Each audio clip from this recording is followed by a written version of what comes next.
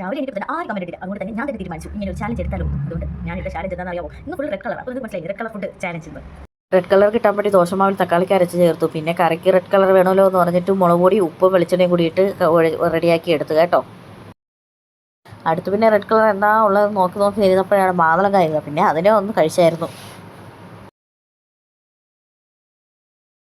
പിന്നെ ഒരു 11:45 ആയപ്പോഴത്തേക്കും വെള്ളം ദാഹിച്ചു. അപ്പോഴത്തേക്കും പിന്നെ തക്കാളിക്ക് ജ്യൂസ് അടിച്ചു. എനിക്ക് തക്കാളിക്ക് ഒട്ടും ഇഷ്ടമില്ലാത്തതാണ്.